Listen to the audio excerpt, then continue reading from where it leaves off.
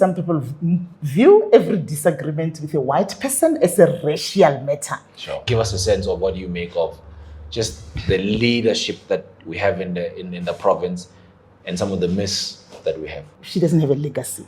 Didi Mabuza had a legacy of starting. Yeah. Even if not completing.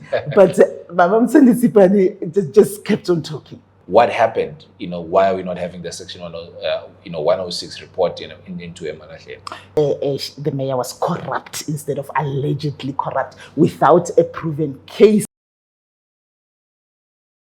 Mpumalanga and the world beyond, it's an honor for us to sit down with the provincial leader of the Democratic Alliance in Mpumalanga, Mam Jane Sithole, also the DM for the Department of Small Business and Development. She joins us in conversation. We're going to reflect on everything. And I think this conversation came at the right time simply because come the 14th of February, the Democratic Alliance will be going to what they call an elective conference. Yet again, they are going to elect a new cohort of leaders who are going to emerge and steer the Democratic Alliance, hopefully to victory ahead of the local government elections and obviously beyond. Mam Jane, it's always a pleasure talking to you. I know you and I have been talking. It feels like it's just a continuation of our conversations, but thank you so much for agreeing to speak to us. Thank you for having me. It's exciting and I'm looking forward to this conversation. Thank you so much. Coming into, where we're shooting the conversation, I was just thinking about how was it like, in the 90s and being with, or rather being associated with another political formation other than the African National Congress, because I remember at the time, was it called the Democratic Party? So just talk us through around when did you then join it? Because I was looking at the formation or the founding of the Democratic Party. It was around the 1989, I suppose that's there. And at that time, you would be in your 20s. Yeah. How did you come across the Democratic Party? Yes, I particularly joined or became a member when I was 29 in 1999. So I used to go to the gym. Don't look at me now, but I used to go. I used to get to the gym and I met a lady there called Marianne Fenter, and Kos and Marianne became my sort of like my parents in, like when we work, we meet people in a world of work where some you end up becoming family. I remember at that time it used to be called Health and Rocket Club. It wasn't Virgin Active and anything. And we did aerobics together, and me being me, we became closer. And at that time, even from her side, they assumed every black person was African National Congress. So when she approached me, she approached me with caution to say, will you come and help me? There's elections coming. This was the elections of 1999. Where these elections coming. We need what we call party agents. Party agents is those people that when you walk in, you'll see them there looking after the process, looking after or representing their political parties.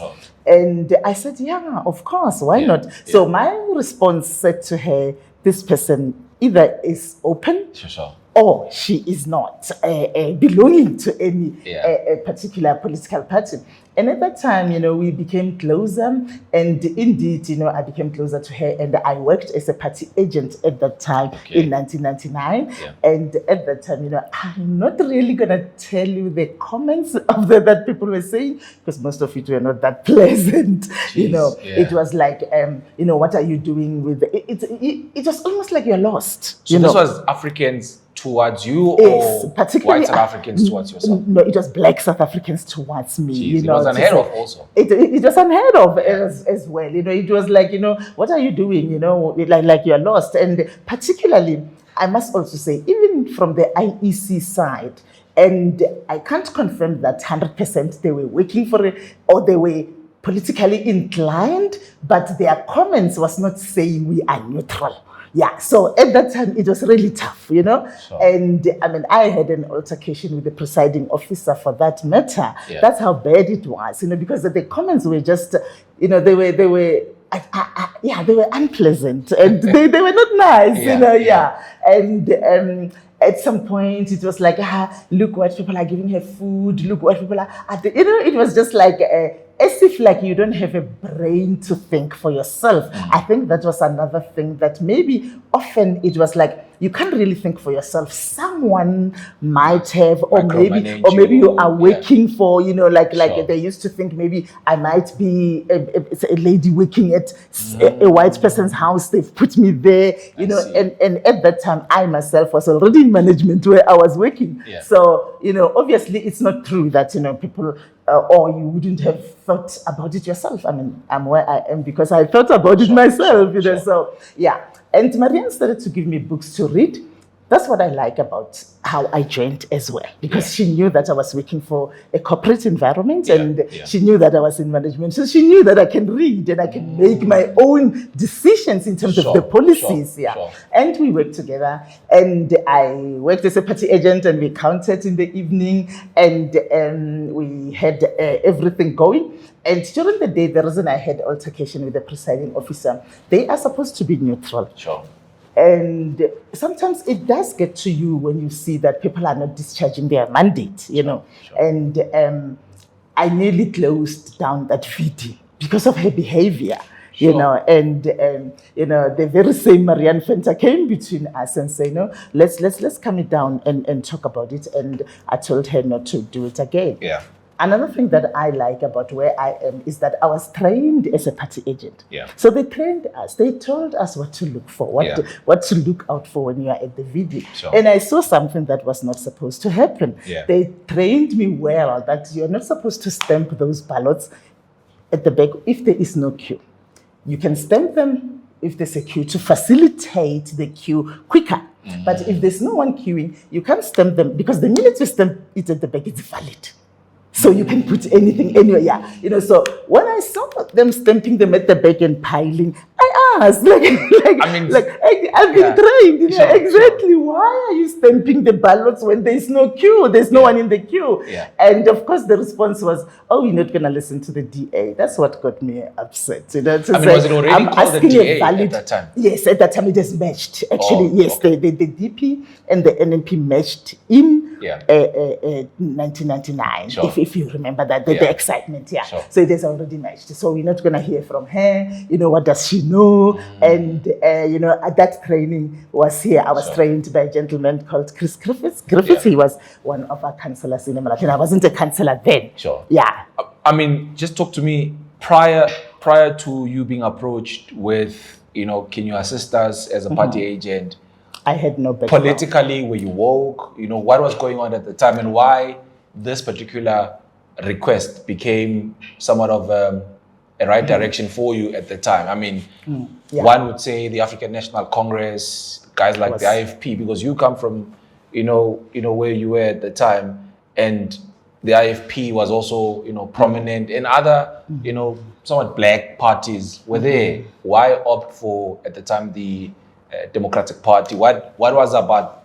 I mean, what is it about the Democratic Party that interested you so much, as opposed to whatever the other political parties were offering at the time? Yes, in all honesty, Musa, the parties that you're mentioning were not prominent, because in Mpumalanga, if you look even now, there is always either a new party or, the parties like IFP have always been weak in Mpumalanga. I was born in Limpopo, where African National Congress was almost 100%. So that was my upbringing. And then my adult life in Mpumalanga, where African National Congress was still dominant. So there was no any other alternative, even if I had to look for an alternative. And particularly to say, I was not politically active in my upbringing of saying, I'm a staunch supporter of a particular party. So I grew up in a very, very rural area called Radikale in Limpopo, under Hoshi Dikale, and we were very peaceful. I know people that come from townships will tell you, like Soweto will tell you, police used to kick their doors at night or 2 o'clock in the morning. We had a very peaceful village upbringing, where we were under the chieftaincy. We were under the custodian of the chief. All what we knew was you have to go to school, and my mom was preaching in church. She was a pastor in church. My dad went to Gauteng to send money home to look after us. So we had that kind of an upbringing. upbringing. And education was preached almost at every angle to say, it was that time where if you see a child during school hours like now, not in school, every mother, every father in that village will ask you, what are you doing here? Other children are in school. They will take you to your parents if you say, I come from this family. So we had that kind of upbringing. If we didn't go to church on Sunday, then you'll hear from my father. The wrath was very, very serious. So I had that kind of upbringing. And that is why I always say, also how you were brought up shape you into what you become. So we didn't have, we did not grow up under the militant kind of situation that people sometimes say they experienced. And then my adult life, then I started working in Mpumalanga. Actually, I started working in Mpumalanga to this day. I have moved across the country. Even my job now moves me across the country, but my base has always been in Mpumalanga. Yes, So now you are with the Democratic Alliance at the time. And, I'm sure you are among the many, or rather among the few Black people at the time. Let's talk about your background then in the DA. I mean, look, we can't downplay, obviously, the root of apartheid at the time. I mean, in as much as you had white South Africans who wanted, us to conglomerate, to unite, but there were still family members from their end who were somewhat reluctant into this whole move. And how was then the relations within the party itself? I know that it was one of the most, what you call a bourgeoisie party at the time, where it appealed to larger South Africans beyond the colors of race. But just the nuances of racial tensions, were there in the early start of the DA? The way I see it, racial tensions will always be there. They are there even today, not in the DA, but in the country. So when you enter a particular arena or group of people or a particular setup, your role and your thinking, your mind, how you see things is also going to play a role. You can either view everything, like today, I see some people view every disagreement with a white person as a racial matter. And they view every disagreement with a Black person as normal. Maybe, So you can either take that approach, or you can take the approach of we are all human beings. A lot of people ask me how, from then until now, I survived or I am still here. And I started then and I'm still here now. My view is this. Sometimes I even told people that I came through Ventersdorp because Gus and Marianne are the Venters. It's Gus Venter and Marianne Venter. So they asked me, how did you join the DA? I said, I came through Ventersdorp and then I came here, that's how I explain it. But already I had good people. I had good white people in my life. I had white people in my life that were more than good, that took my children to school when I can't, that attended my child's when they called the parents at school and I couldn't make it, Marianne was there. She's the one that went to watch my child at school play sports when I couldn't make it. So I already have the experience of not all white people are bad. And I must also say, even where my father worked, in Pretoria. My father worked in Pretoria. In Gauteng, his whole life. And every school holidays we went there. And these are the white people that we knew, and these are the white people that were good to us, Sure. And also in the village where I grew up, the people that came to the village, most people that grew up in villages will also tell you this. They will come, there was one white person that came to bring us sour milk every day. I believe because I wasn't in the farm, it was from the, And that is why even today I'm in love with Nkomas. From then, because he brought milk to the village, nice. For free to all of us. And, so the experience that I had or that I have were white people that were rather good in my life than for me to put a blanket over white people and say all white people are evil or all white people are bad. So when I came in the DA, I guess maybe me being me and the approach that I took towards them, also because people also react to what you bring, and also you react to what people bring. You know, it's a two-way street. I see. And I think my focus being there at that time, the leader of the DA in Mpumalanga was Clive Hedge, and Tony Leon was still our national leader. Sure. So I served under Tony Leon, under Helen Ziller, under Musi Maimani, under John Steenhuisen, and I'm looking forward to serve under the new leader, which we will have in April. So you can imagine, even in the province, I served under Clive Hedge, under Anthony Bernardi, under James Masango. And then yourself. And yes, exactly. I mean, you the first woman in terms of leading the DA in Mpumalanga. Has there been any pressure in terms of, the expectations? You know how society tends to expect that, it can't be led by a woman, and then a woman arrives and takes on the leadership post.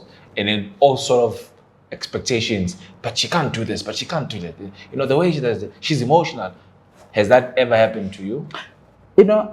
I would actually be lying if I say it happened to me. Yeah. I think sometimes we also put blockages in our own heads to say, because I'm a woman, I'm going to be expected to do this, or I'm going to be expected to behave in a particular manner. Yeah. For me, I always say, focus on the work. Sure. You will never go wrong. Yeah. Focus on the task at hand. Yeah. You will never go wrong. Mpumalanga is one of the best performing provinces in the DA. Okay.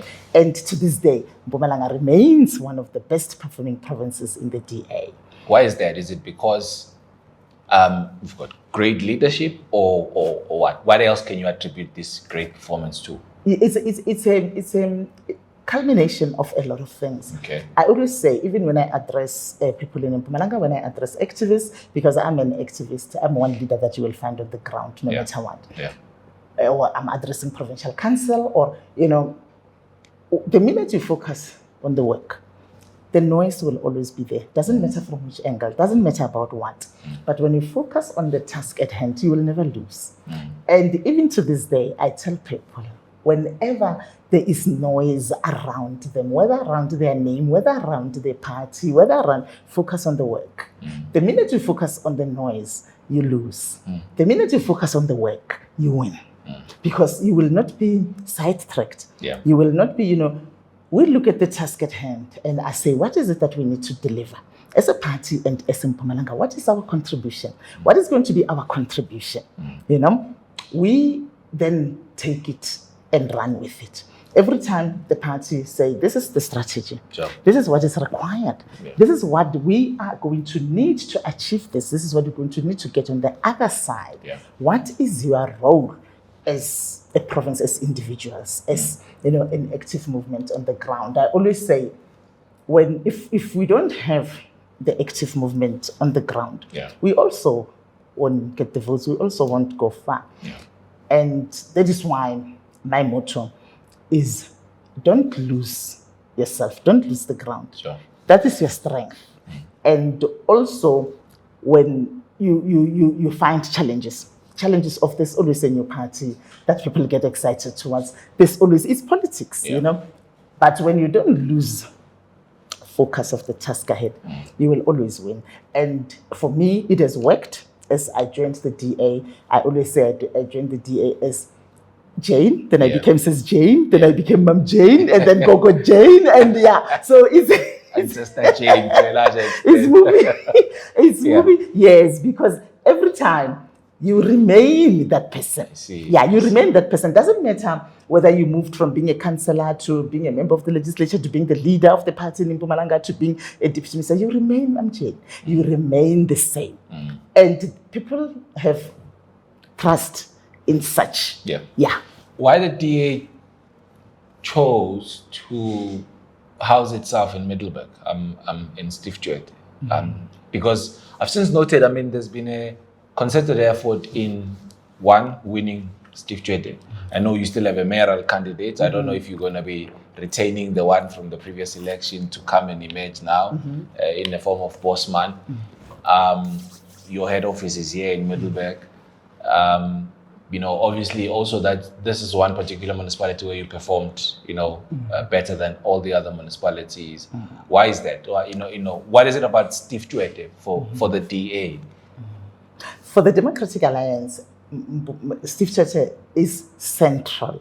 We've got members from Bushbuck Ridge to Balfour. Yeah. We've got members from Nkomazi to Tabachwe to Dr. J.S. Moroka to Tembis Lehane. So Steve remains central. Okay. Middleburg remains central in terms of constituency-wise. Sure. So that is the answer to that. You will notice that even when leaders change, like we had James Masango who lived in Secunda, but we did not move the offices to Secunda because Middleburg remains central. Yeah. I am the leader of the DA now in Mpumalanga. I live in Witbank, but I did not, uproot the offices there because this remains central. Sure. So the one thing that, and then in terms of performance, Steve Chete and Governor Mbeki actually are our best performing municipalities in terms of the DA. Sure. And in terms of the numbers, in terms of Yeah.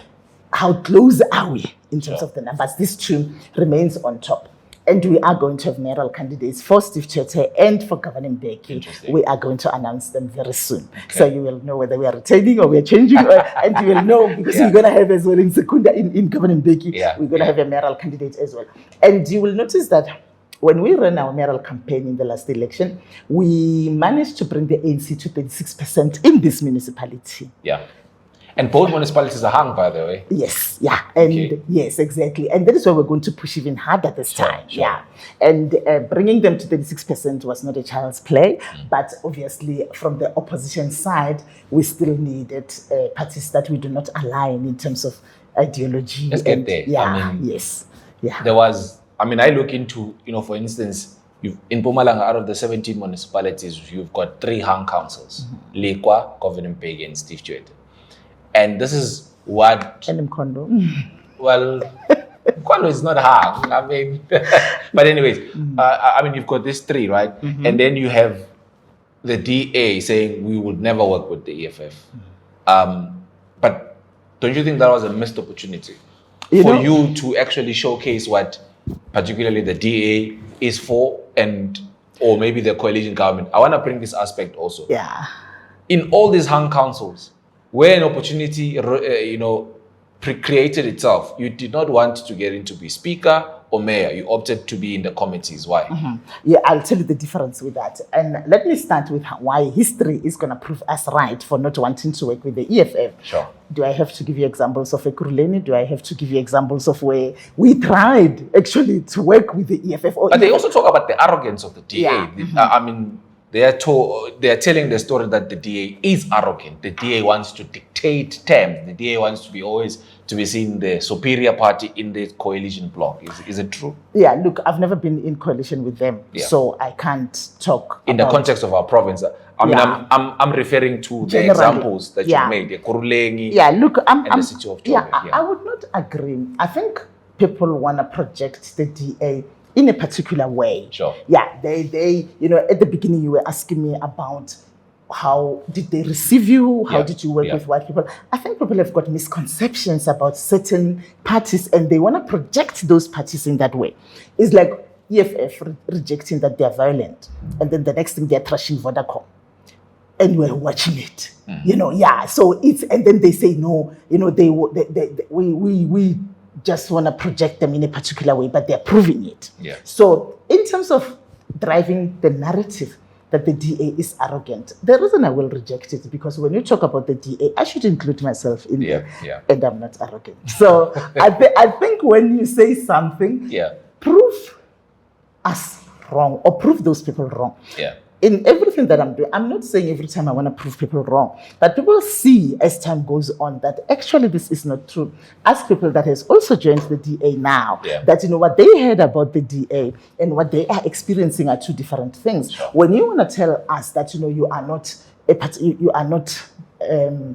you're not a dog, you're a cat. Yeah. But then you come and behave like a dog. And you bark like a dog, and then you look like a dog. Yeah. Then you confuse us. Yeah. So in terms of people always saying, oh, but the DA is arrogant. I think they would like to believe and they would like to project the DA as arrogant. Sure. People that we've worked with, even now in the GNU, which we'll get to that, sure.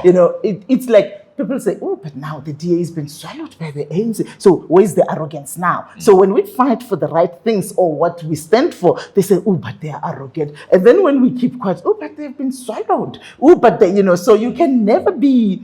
that is why I always say remain true to yourself. Yeah, remain true to yourself. Sure. For me, I believe that.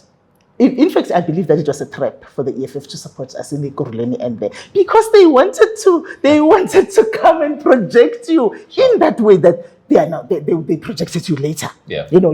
Because. And that is why I refused in Mpumalanga. I said, for as long as we need for us to pass budgets, for us to work, for as long as we need people that we are not aligned with in terms of our principles, we're going to have a problem, and we were going to have a problem. We didn't miss an opportunity. We saved ourselves from a mess, and we saved residents in these towns from a mess, because we could have done it in governing Beki as well.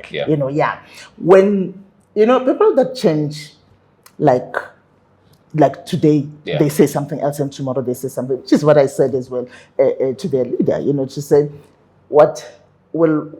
I ran the campaign with Bosman Khobel as the mayoral candidate, which means that he must be the mayor. Sure. If we are going to move into a government, and then tomorrow you're gonna come and tell me the commander-in-chief say you must cut the white man's throat. Where will that leave us? But what happens when, are you guys not independent in terms of the decision making when you get into a municipality like Steenhuisen, for instance? The ANC has a couple of number of seats, the DA, the EFF, the the Metlebek and Reina Resident Front, and all the other parties. So in that composition, are you not able to say, but the person who's leading this cohort is this one? Maybe they should lead in terms of the mayoral or the speaker or whatever the case. Are you not having those nuances to decide on that? For as long as you did not get 50% plus, you can decide on all the mayor, the speaker, the everything. If you go into a coalition or whatever agreement, then you decide on different. You actually negotiate on different positions. If for example the DA would have gotten the mayor of Sithole, we would have probably have to negotiate the speaker to another party. We would have probably have to negotiate them, all the other things that are negotiated. That's why it's called a coalition. And that is why somehow there must be some sharing of values and principles and not go on opposite sides because it creates problems. And the reason we opt for chairpersons, we must remember that according to the Structures Act, the chairpersons are oversight. They are not part of government. So which means that from the beginning, and that is why SCOPA, we always advocated that it must be chaired by opposition. You can look at the Western Cape legislature. Ever since the DA took over, SCOPA is chaired by the ANC. It's chaired by opposition because it is an oversight. It's a committee that must oversee that public's money is spent on the public, money goes where it should go. Unlike in other legislatures, which I think of lately, they started to also follow the same model, where you find that we are government from the DA, we are oversight by the DA, everything is here. I believe that's why we landed with many challenges that we landed with. But what examples are you learning, or rather, what are you learning, as part of being the oversight? Take, for instance, here in Steenhuisen, you are the oversight entity in a form of the unpack that is here, is led by Henny Niemann, Democratic Alliance councillor. But you still have a deterioration of the municipality's finances, and you still have a lack of service delivery by the municipality, whereas you are playing oversight. Why are you not then enforcing, obviously the oversight rule to say, no, but these are the checks and balances, why are you guys, crossing? You've got that substation issue, you've got quite a number of service delivery concerns now. The municipality has also, redress in terms of their audit performance. But you still have the Democratic Alliance as an oversight. Oversight is not an implementer. No, true. So if you look at how the municipality or how government functions, because now I'm also in government, everything that needs to be implemented or to be done or to be changed or to be it must go through council. It must pass through council. And in the council, who's got the majority, it is okay right but now. But in this case, there's no majority. But when they vote, when we say, you may not be in the majority, but they vote together. You would have seen that a lot of items passed because they vote together. Doesn't have to be ANC alone. ANC vote with the EFF, with the whoever that they are in government with. It's like in Steenhuisen, in Governing Beki, as you have said, the EFF vote with them to pass those items. So which means that when we oppose something, through the oversight, through what we've highlighted with the substation, through, I mean, we've even opened the criminal case. Whatever that we do, when it gets to council, we always said, when they say the majority rule, they will defeat you. I'm sure you've seen us now, South Africans have seen us fighting for the VAT and how it got passed the first time. The reason it got passed is because they voted, I mean, all those other parties, they voted with the NC to pass it. We had to go to court. We had to go fight. You and the EFF, you went to court. Exactly, but it was us EFF joined our case. You must read those papers. Yes, I can say that. It was a DA court case which the EFF joined and became, So, and it's in all fairness, I have to clarify because it doesn't take, I saw many people saying, oh, we went, but it's fine. The fact of the matter is, those that passed it became in the majority. Doesn't matter, the NC doesn't have the majority now. They got the 9%, but those that said, yes, we're going to charge South Africans 2%, but they passed it. So you can be oversight, and now we are oversight in many of the committees as well. We can. So oversight is not implementation. You know, when you are talking but oversight does bring accountability. Yes, and that is why the issue of the substation that you've mentioned, that is why we are even in court right here in Middleburg. The reason we took it to court is we're bringing accountability. Because where there is no accountability, you know, when we say, you know, I can tell you how many cases I've opened in Mpumalanga. People used to ask me, why are you always in police stations? And I can tell you, Musa, at that time, there was no accountability at all. You know, it was almost as if even yourself, you'll get discouraged at some point. Why am I reporting all these cases and nothing happens? But I must tell you, while I'm at National now, I saw a few cases of those that I reported during COVID. I saw action being taken. So now I'm watching from a distance to say, I reported that case this and this day. And to see action now, I'm telling you, it just says that your work did not go in vain. But having been a councillor from 2000, having been in police stations and reporting cases when we produce evidence, sometimes, you know, when we started, the police even didn't know what to do with the case. We had to say to them, no, you open a case and you take it to the Hawks or to NPA or to where it should go. So accountability, definitely. Is it then true, because I'm hearing that within the corridors of the Democratic Alliance, you had said, look, you are lobbying National to reconsider the decision whether to work with the EFF or not. In some of strategic municipalities, whether you guys can or cannot. Is it true? Is it something that is ongoing? No, from our party, it's a no-no. And it's not a no because of any other reason than our policies are too different. Our principles are just too different. It will be, you know, I mean, you'll agree with me that even with your partner, if you find that you're too different, it doesn't work. It will never work. You can try at the beginning to say, oh, let's put our differences aside and hold each other's hand and go. You know you're not going to get far. And I think it will be unfair to the people in that municipality to say, oh, now we're starting, we're working, and then 3 months down the line, everything falls apart. Do you think that the Freedom Front Plus is eating on the voting bloc of the Democratic Alliance? Look, the Freedom Front Plus will always fish in the DA's pond. There is no doubt about that. It has happened before, and there's nothing is stopping it from happening again. It is their fishing pond. So, and it's politics. Why not? The last I checked, the DA had about, is it 88 or 99 in terms of councillors you have? How many do you have now? In the province? Yeah, we've got about 89. 89, okay. But you look at the EFF, they've got more councillors than you guys have, but they don't even have many wards. I mean, they've got 2 wards as what councillors.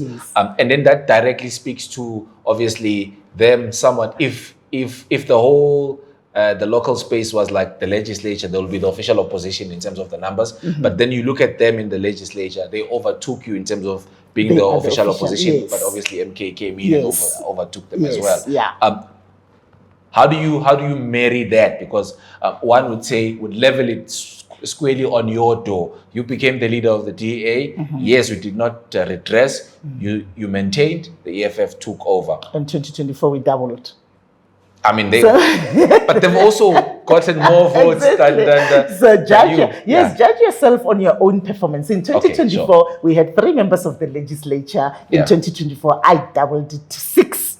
So if you're gonna judge, but they took away the official opposition status. That is what I'm saying. Even now, MK is the official opposition in Parliament, but who's having the most impact? I mean, be honest. Tell me that, okay, between the DA and the MK, if the MK is having no impact. Between the DA and the MK. Exactly. That is what I'm saying. But the MK is the official opposition in the National Assembly now. So that doesn't mean that, our system is in such a way that the PR system says, if you win more wards, you lose on the PR side, because a ward is won by the highest number, and the rest of those votes move to the PR. So when you've got more wards, your numbers goes to the wards. So EFF, all their numbers go to the PR because they didn't win any wards. So that doesn't mean it's just the system. It's just the system. Yeah. So impact on the ground. Yeah.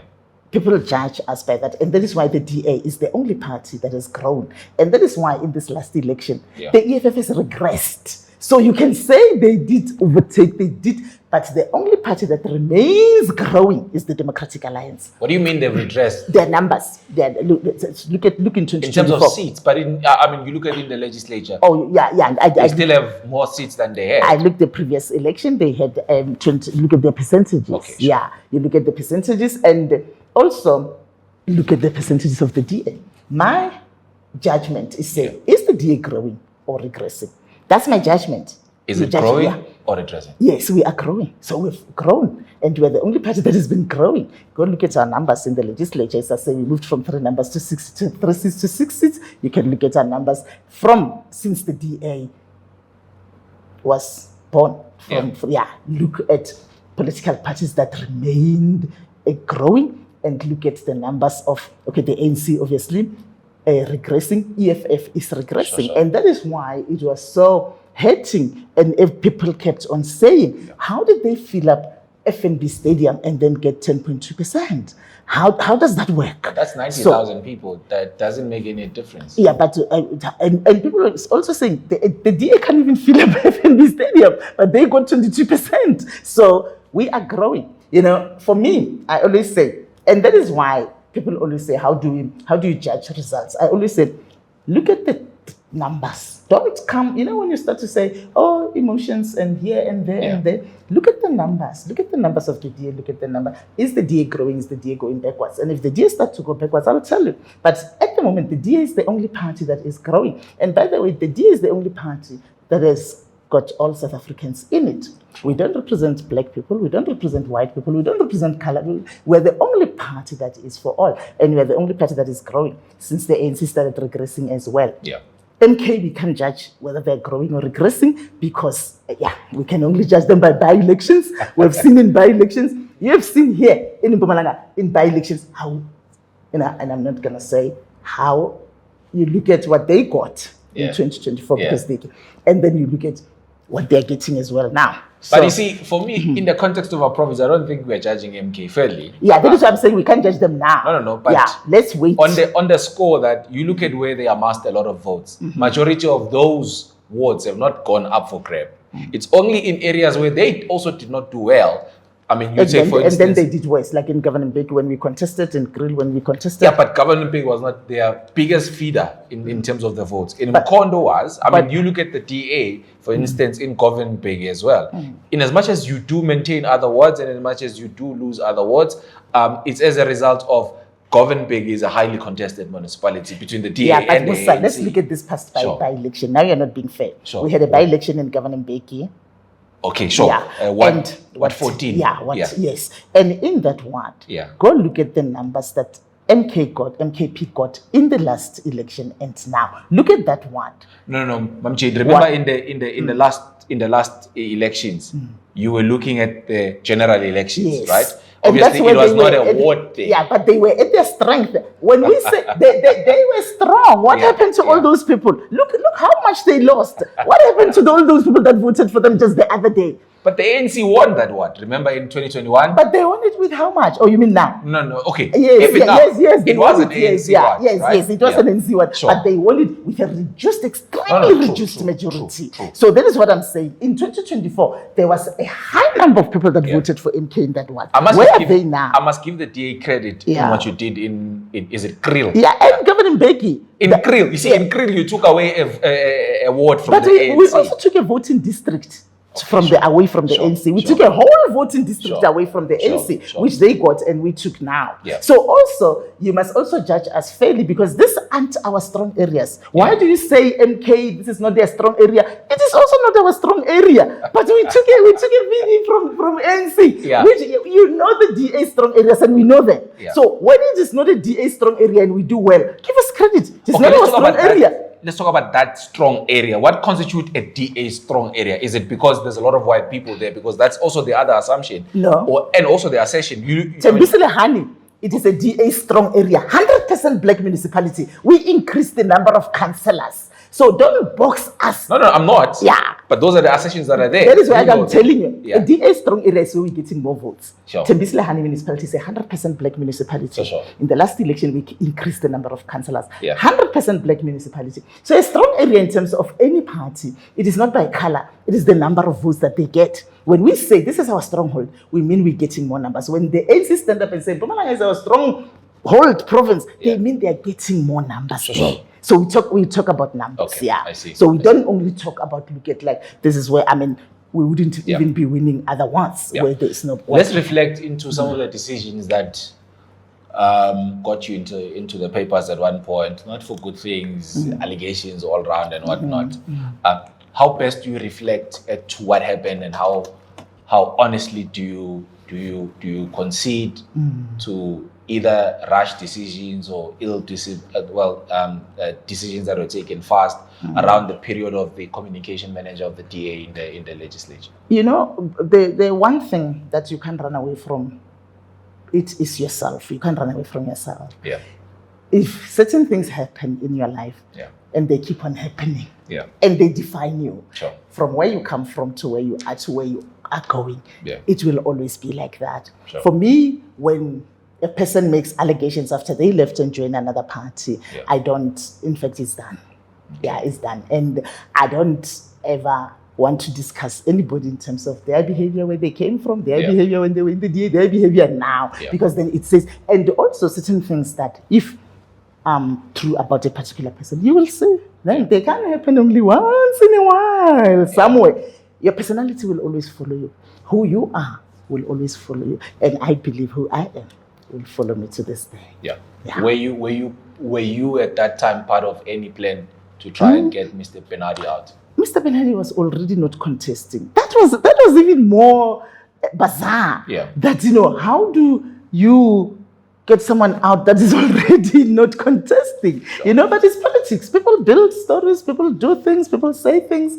And sometimes I believe you as journalists, your job is to actually say, but okay, this doesn't make sense. How does now maybe Mam Jane want to get James Masango out? James Masango is already not contesting.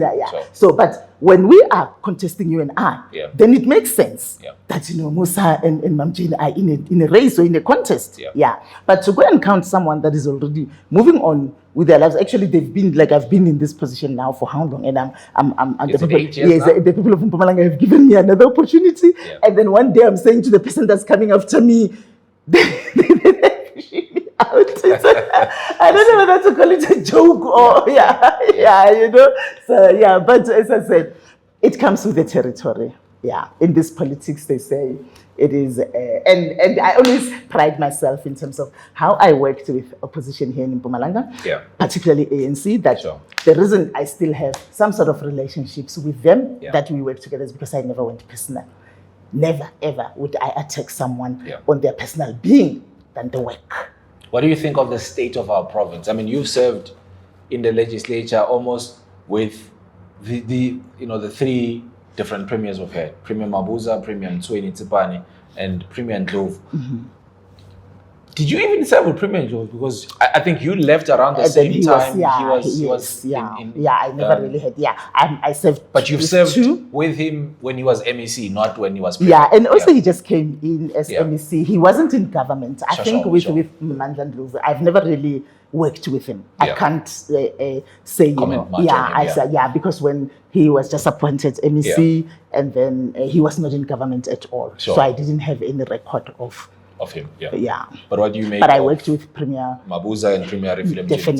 Definitely. What do you make of their tenure as Premier? Some of the things that should have been delivered. I mean, we talk about the fresh produce market, we talk about the parliamentary village, you talk about some of the agri-hubs, you talk about some of the hospitals, especially the one here in Malahleni, the Lina Mabuza, Malachi Hospital. Lina Malachi. Hospital.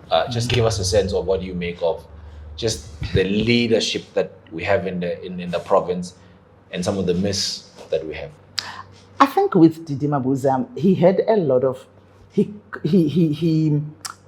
consumed, like he came with ideas. A lot of projects were started by him. Yeah. You talk about the fresh produce market, you talk about the high altitude center, you talk about the cultural hub, you talk the boarding schools. Yes, yeah. He came up with a lot of projects that he really had this vision of these things happening. He left most of them without being started, or not even in the middle, or not even, they haven't even taken off. Yeah. And then he left the province, and which those projects have been going on for many years. And with Municipal, I think he just kept on talking about those projects. She doesn't have a legacy. Didi Mabuza had a legacy of starting. Yeah. Even if not completing. But Mama Municipal just kept on talking. There's no legacy to point. Now when we point at Kondo Boarding School, it was conceived by Didi Mabuza. So today, Premier Elective was able to complete it. Unfortunately, with Municipal, she couldn't complete any of the projects that were started. And I am sure even herself now pointing back, she's got nothing to point at. And I think I did say in one of the many speeches when she did the SOPA, when I responded, I said, but can't we just get to a point where we point one, Mama, one day you're not going to be here. Can't we just get to a point where we say, Mandla has now completed that boarding school. And I'm sure, given a chance, he will complete more. Yeah. He is already showing that he's got the grit to complete the projects. Yeah. So we fell short with Municipal. We fell short of completing. It's still ideas. Lina Malachi Hospital is still conceived. It's still coming. The cultural hub is still. Yeah, we can count all those projects. Yeah. But even if you look at the progress now with the fresh produce market, it looks like Premier Elective is moving. Yeah. So by the time he is one day no longer a premier, we would probably, hopefully, point at more. Quite a number of projects that he completed. Sure. Maybe I want to just wrap up around government, and then we get ahead of what's going on this coming weekend. Maybe the last part would be, as a DA, you've spearled the Section 106 in Malahleni and in other parts of the municipalities. I know that at one point, we were sitting at about 10 municipalities that were subjected into Section 106. Some of those municipalities have since gotten back their reports, but Malahleni have not. You've lost members as a result of them calling the then mayor of Malahleni corrupt. And then subsequently, I don't know what happened, they left the DA because, they were now facing personal legal fees and all of that. But give me a sense of what is your view of what really happened. You were the councillor in Malahleni at one point, and I'm not too sure if you did serve with Mayor Lindiwe and Jali at the time. What happened? Why are we not having the Section 106 report into Malahleni? Yeah, when I was a councillor, she was a councillor, Jali. And also, I must clarify the issue of the legal fees. In the DA, when our public reps face legal challenges, the DA represent them. So there was no councillor that faced legal fees or that had to represent themselves or that the DA did not assist. So sometimes, again, I'm going to say what is in the papers and what really happens is two different things, but I can stand on any platform and say, we assist our councillors in terms of legal representation when they face such legal challenges. The legal challenge there, by the way, was just the alleged, like not using the word alleged because she said the mayor was corrupt instead of allegedly corrupt without a proven case or a guilt a verdict. Sure. That, you cannot say already, I am corrupt without that verdict being passed. So you should have used the word alleged. Sure. So there was no, and the member did not suffer any legal or any financial, at that point. Sure. And so that, our councillors or our public reps watching this know that, they will be, they are supported, and they will be, that we will never leave them in the dark. But of course, for people, when people leave parties from one party to the other, I always see that they've got a lot to say. And that is why I'm saying, I always say to people that those things are said about them, that, but the person has left already. Sure. Obviously, it's emotional. They will say things, and it has happened to me as well. And even in the party, we continue to see it. Sure. When people leave, they throw things on the table that some of them, so, it's really like, but also not only in the DA, we've seen it in other parties as well, that when people leave, it's, so, and then, that the report, it's been a long time that I'm not a councillor in Malahleni, it's been. It's been, I left and I've been in the legislature for 10 years, and I'm now at national, so it's been many, many, many years. And we are always fighting for what we think will help. Sure. What we think will help in terms of service delivery, what we think will help the residents. Sure. So when we say put this municipality under administration, it's because of what is going on. There would have been financial reports, there would have been a lot of things in there. Even now in Malahleni, you would have seen that the issue of the car of the mayor is back, which was one of the things that was also an issue at that time, that they're planning to spend 1.6 million on a car. When I got to national, the car for a deputy minister is not the ministers as well. It's limited to 800,000. So, and also this thing that, remember, it's a what do they call it? A members book. Sure. It's there. So I always tell them that when the DA takes over, all of them are going to sleep at Garden Court, because I don't understand why they shouldn't sleep at Garden Court. But those are the things that we do where we govern. So in terms of those municipalities, some of them have regressed even further, because being put under administration is not guaranteed that things will change. Some gets worse, some improve. And some improve and then regress again. I must say, all our municipalities in Mpumalanga are technically bankrupt. We've got that challenge, particularly that they need new government. I technically see any of them taking themselves out of the current challenges. Ever since I've known your politics in the DA, I know that you are one person who have not shied away from publicly saying that you were supporting John Steenhuisen. Exactly. What do you make of whatever is going on in the party now with him? I know that he has withdrawn his name from the race. As somebody whom I know as a staunch supporter of John. I remember even at the time you and I had a conversation, you said, no, but John is the rightful person to lead the DA at the time. Yes.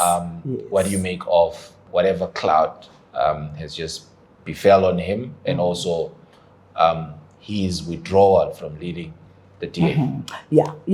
I think it is unheard of maybe in other parties where a leader says, I've given 6 years, I've given 8 years, and I'm now not going to avail myself. Because the headlines, when they came, they said, John is resigning from, and you would have noticed that John hasn't resigned from anything.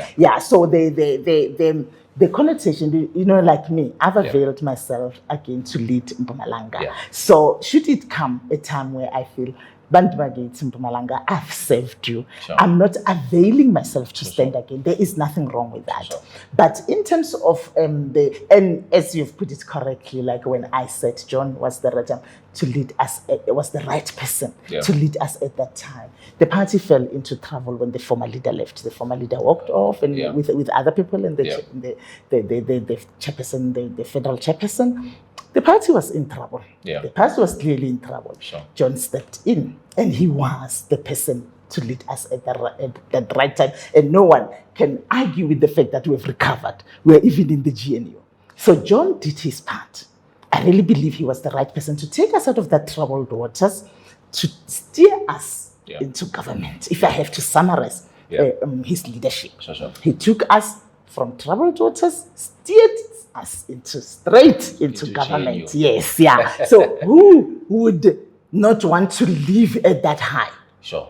Because also as a leader, they always say a good dancer knows when to leave the stage. Yeah. And I believe this was the right time. Sure. Yeah. So there's nothing wrong with that part. The part of when people leave what they say, that will always happen. And I always say it has happened to me. If you remember part of those accusations, I don't know if you read everything. It was like, I drink methylated spirit. And the person even wrote in brackets, yes, the purple one. so when people leave, I don't know if they think like they must mess up your name, if they believe that you have done. But John is not leaving though. I mean, no. When I say people leave, I mean people that say things. Okay, sure. Yeah, I'm talking about people that say things. Because people say things that are, sometimes you don't even know whether I should respond or not. Yeah. You know, and there's not, for me at the moment, there's nothing dark about John's legacy. Yeah. He has really, in fact, he has done what most leaders did not achieve. Yeah. He has gotten us into government now. But how do you then, as a member of the DA who sits in some of the highest leadership structures of the DA, honestly reflect on the fact that there is an assumption that there was a minister who was then recalled by the president, and John was to be the person to be blamed, and subsequently all these other things emerged that John was misusing the party's money. I think I'm glad that you're talking to me that sits in the highest decision-making body of the party. Yeah. When John came with the idea of we had one of our deputy ministers who sort of like the members book, not going overseas without telling the president that. Then we left that vacancy because in the GNU, a position belongs to a party. Yeah. So John always said, in the DTIC, we need someone strong. We need someone that gets things done. We need someone that has shown that they can deliver. DTIC is almost like it carries the loss of the economy. Sure. And this particular member was actually the right person. That's what John brought to FedEx, which is the highest making decision body of the party. Yeah. He has never said anything bad about this person. That, the reason I feel this person can do well there. He even said, there's a new document that we worked on as government in terms of how we're going to drive the economy. Yeah. That document sits in DTIC. It needs that was his words. It needs someone that gets things done. He has proven, this particular member, that he gets things done. He is strong. He is financially strong in terms of his knowledge and. So all the good things, that's why this person is a suitable person there. And then the member himself said that he is not willing to move there because he believes he still has work to do here. And that was the truth. What followed in the media was like something about his performance that I was hearing for the first time, something about his, all those things. I myself that sits at FedEx, I only saw them in the media. John has never said a word about those things. I see in the media that apparently FedEx discussed his performance. Every time you talk about FedEx, you also talk about me. I'm a member in there. And also to think that, John only brought good things about this person and look now what's in the public. It's, again, those things that, I believe headlines that says John Steenhuisen is resigning are better than when you say John Steenhuisen is not availing himself for lead. Yeah, so media will always maybe come up with headlines that are attractive to create some sort of a turmoil. Yeah. People even ask me, but the party is in crisis now. And I'm sitting and I'm thinking, what crisis? Yeah. So, and really that is what, but for once a person has left and then they start to say things, I must say, but I also laughed a little bit when they said the person was involved in some rhino poaching.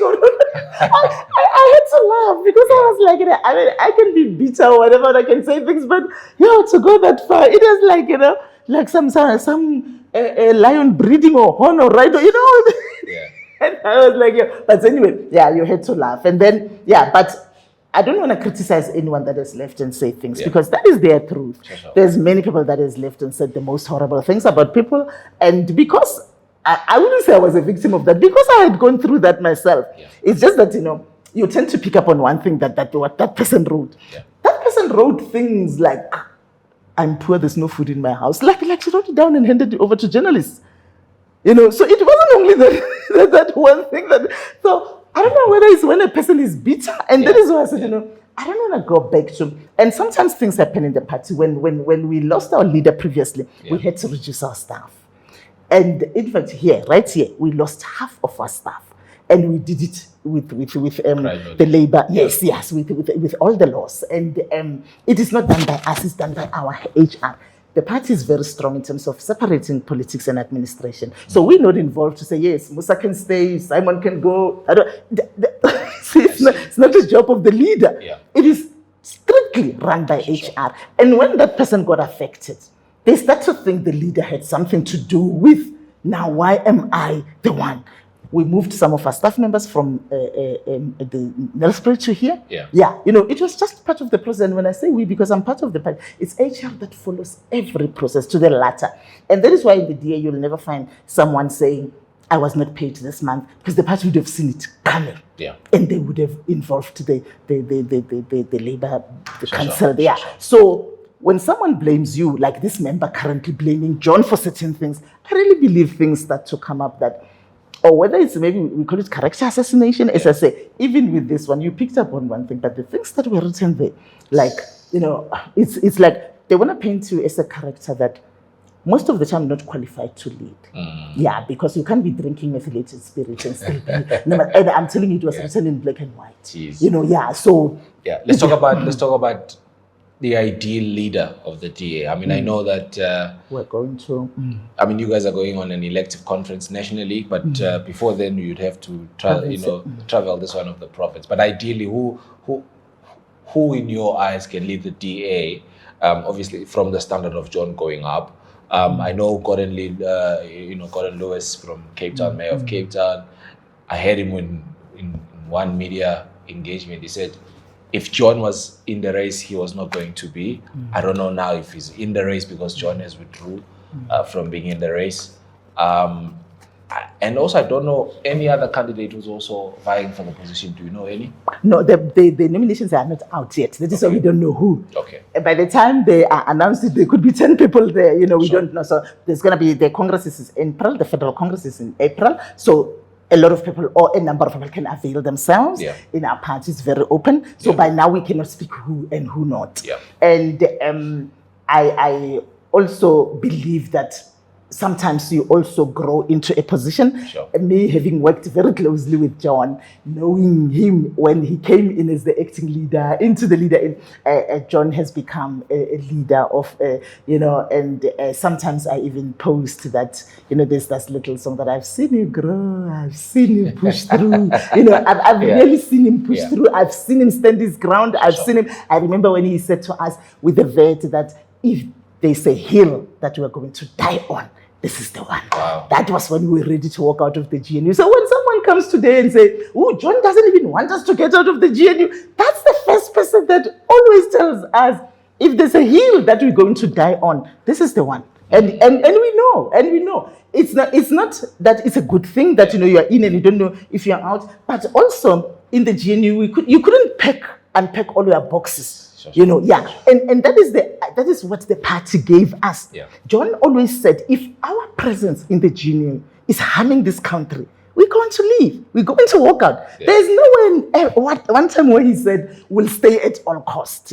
So now that you are running for the provincial leadership, do you know who's contesting you in the province? I'm uncontested.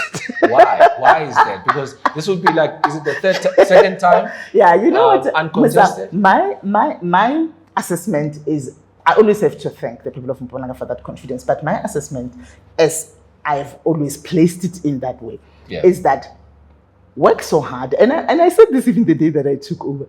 I said, this is the day that the work starts. Work so hard that even someone that's thinking of contesting you are thinking twice. And I've lived up to that expectation. You can, in the DA, I mean, in the last, when I tell you of provinces that are performing better in the DA, I mean it. I'm not just praising myself or praising Mpumalanga. Our party is very, very strict in terms of our reporting, our polling, our results. And they always do an analysis, a correct analysis, not from a distance that says, oh, I think there you did well and there you didn't do well. And I think the fact that, you don't take your job for granted, you don't say, now I'm not contested and just go slow or not work. And, I always say, if anything, work so hard. And even with the talk, like the talks of politics, people running character assassination or whatever, I always say, let them criticize you on anything but your work. Yeah. Let someone say, Musa's hair was not combed properly, or but your work. Yeah. But let them not find fault with your work. Like and you're making it difficult. You're making it difficult as a matter of fact. Not that someone is not wanting to be the leader or they're not wishing to be the leader, but you put it, But are the other positions contested? Yes, there's a deputy chairperson contested, there's a finance chairperson contested. Yes, we're going to have contestation. Okay. Definitely. Just not the leadership. Okay, And it's something that I also don't take light. You would have noticed as well, even in the GNU, I go in with my head, body, and my toes and everything, because you've seen the assessments that were done, particularly by FW de Klerk Foundation, that they assessed all cabinet. I didn't even know there was such a report that exists. And they rated me or ranked me number one in terms of the deputy ministers, myself and the deputy minister from Home Affairs, Honorable Nzonza. So I don't take things like that lightly. I work, and I believe that when you don't leave a gap, and I always say, let people criticize you on other things. You'll always be criticized. It comes with the job. But let your work speak for itself. Let your work speak. Let me then quickly, before I wrap up, dabble on this role of you being a DM, our deputy minister in the country for the Department of Small Businesses and Development. I know that at one point when you were appointed as the deputy minister, you were dodging your protector. Just talk us more around. Have you now settled? Are you not dodging them anymore? Look, it's different. It is a different kind of life that you are not used to. Yeah. The one thing that I'm always wary of is it's me not being myself. And I told them that I don't want to arrive at Msukalekwa or in Tembislehan and suddenly the activists can't get to me because now there's a block. I don't want that. And I don't want them to be seen. So most of the time I was requesting that maybe they look at me with a little, but then So and we had to find a way to make that possible while they also don't compromise their work, because also if something happens to you, they have to answer. So I just find myself that I really everyday requested. With us, it's not like the cars are fitted with blue lights already. You can't do anything about it. But so I can tell you, we've never had a need to use them. Really? Because I've never had an emergency. So you just drive like a normal vehicle. Exactly. Only and I'm not saying others mustn't, but I don't want to get used to things that when this job is not there one day, I don't know my way to the airport. We've got a protocol lounge that we use. I request them, can I go on the normal side? Because I don't want to find myself one day, I can't remember how to get to places, or I do not know how to get to When places. last did you drive your car? I know that you have. No, we don't. Okay, it's been a while. I do, because I don't drive it. That's not allowed. But No, not this one. The one that you have parked in your garage. It's still parked in my garage. It is parked in there, it's been parked there for a long time. So you have to think yourself of what are the things that I need to keep? What are the things that I need to do myself? What are the things that, so that should anything happen, it's the GNU. Tomorrow, you don't want to be collapsing because you're no longer in the GNU. And then now you must get to the airport to get to work. And you're like, by the way, which direction is the airport? I don't want that. I don't ever want that. And that is why I'm forced to do things myself. The unemployment rate of our country is extremely high. What is the department doing to ensure that young people are finding alternatives and are actually being supported by the Department of Small Business and Development? I mean, you talk issues of funding, you talk issues of capacitation, you talk issues of training. I mean, in the context of Mpumalanga, you've got your megas, you've got your MER to a larger extent, someone doing the policy work. But in terms of funding, you also had the Premier's Fund, and then you've got NYDA. How close do you work with these entities to ensure that whatever funds are dispersed to these entities, they do get to to the people of our province? From where we're sitting, we don't have oversight on those funds. We do have oversight on SETFA. You will see everywhere you go in some towns like Witbank, and you will see there's offices of SIDA, SIFA or SETFA. That is where we've got oversight. I've done a lot of oversight in terms of the businesses that they've funded as well in our province, because they always say that's where I not that I work only in Mpumalanga. People of South Africa have seen me everywhere, but the biggest thing is that government has availed a lot of funds for youth, particularly for young people, because they're the ones that are innovating, they're the ones that are starting, they're the ones that are really coming up with solutions for this country. The access, I always say to them, don't only look at NYDA. I don't have oversight on NYDA, but there's other means as well. And access to funding means that you go and knock on the door of SETFA. Plus them, with the technology, they can load their applications there. SETFA offers training, they offers mentorship, they take you from there and hold your hand until your business succeed or operate. So while all these resources are available, they also need to knock. Like me, I give my actual number when I talk to people. When people send me messages, I respond. When people call me, I respond. They can tell you that, DM is accessible. That's one thing that they will tell you, because I need to guide them in terms of go knock there, go send your application. They get these forms, they get that there. With that one you can go there, that one you can go there, because that's all. Sometimes it's all what they need. A person will tell, I've been doing this, but I don't know where to go. I don't know how to access this. I don't know where I can go in terms of ABC. And it is our duty as well to educate them. And also I always tell them as well, guys, when you've been successful, guide someone as well. If you've been successful yourself, show someone as well how you got successful, so that many of us succeed. And that is another thing that we are driving very hard. But government is availing these resources for young people, for women, for persons with disabilities. The uptake for entrepreneurs with disabilities is very low. And why is that? And that is the one thing that I must mention, that everywhere you go, you will find either an internet cafe or someone there with a disability that say, I'm running this business. I always say, guys, let's get them to apply for funding, because they are there. Why is the uptake so low? We go around in our department. SETFA goes around. They do all these educational workshops, but our uptake is still low. So if you know someone that's got a business idea, remember it starts with a business idea. They may not have implemented it. It starts with a business idea.